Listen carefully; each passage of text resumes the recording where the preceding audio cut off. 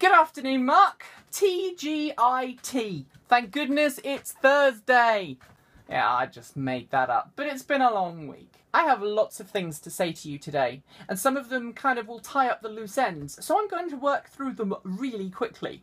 Lion adapter, yes, I buy, you sell. BMW i3. No, we don't hate BMW, we just disagree with its insistence that the range of the i3 is all that anybody will ever need. It's a bit like Bill Gates once famously saying 64k of RAM would be enough for everyone. I can't remember the quote, but I know it was something like that. Someone's going to point me out and say I was wrong. Leasing is going to work in commercial applications. I'm glad you agree with me, but it only is going to work if it's cheap and affordable, and it helps the company bottom line because at the end of the day, companies think with their checkbooks. Now we've tied up those loose ends, I can respond to your thoughts to my thought from Tuesday. Leasing vehicles, yes, I understand what you're saying, Mark, and it's not going to work for everyone. I think you're right, 20% not using it versus 20% using it now would be a really good goal. You said no one's going to want to lease a vehicle or keep a vehicle clean that isn't their own. Take Car2Go, the car sharing service owned by Daimler. In Berlin, where the gasoline and the electric versions of the Smart for 2 are offered side by side in the Car2Go scheme, the electric ones are actually more popular. That's because Car2Go incentivises anybody who has an electric version to plug it in at the end of their rental. If they do that, they get a credit of 15 extra minutes of rental to their account to use for next time.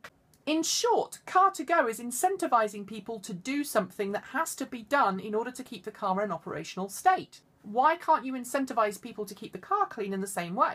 Okay, it's going to require someone to be a little bit more creative about checking that the cars are actually clean, but I'm sure someone clever somewhere can figure that little problem out.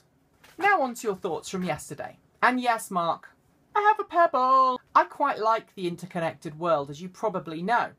I have a huge number of computers in my office, and right now I'm monitoring my Nissan Leaf's charging, which is sitting outside, via the internet and the Raspberry Pi in the other room. Look, this is the terminal output from my car.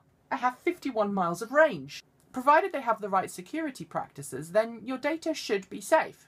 And in some contexts, we need to be more afraid of our governments than hackers. What I would like to say, however, Mark, is that I am a supporter of open source projects. That project I showed you a minute ago, Mark, is a Python script which was open source running on a Raspberry Pi. By encouraging people to have more of a connection with the technology and how it works, I think we as a society will become better understanding of the security implications and also the security risks of having our life digitally connected. As a geek, I understand that, but I'm aware that not everybody does. But for connected cars in the future, Mark, I'm loving it. But what do I want to talk to you today about, Mark? Affordability of EVs. This is a study from California into EV ownership and demographics.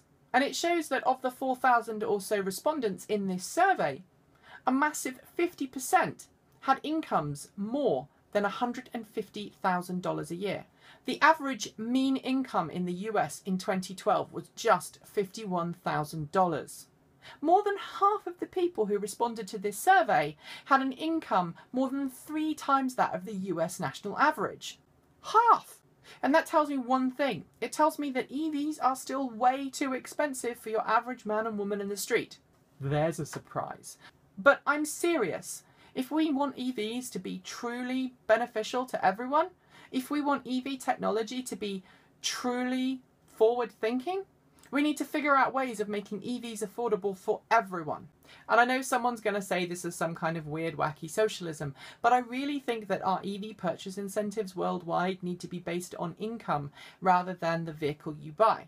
EVs are easy to drive, they have low maintenance costs and low fuel costs, and so they would best benefit the poorest people in our society. You know, the people who drive clapped out old bangers to and from work every day, wondering if it's going to break down on the motorway, wondering if they'll pass the next smog check, wondering if the price of gasoline is going to jump by 10 or 20% next week.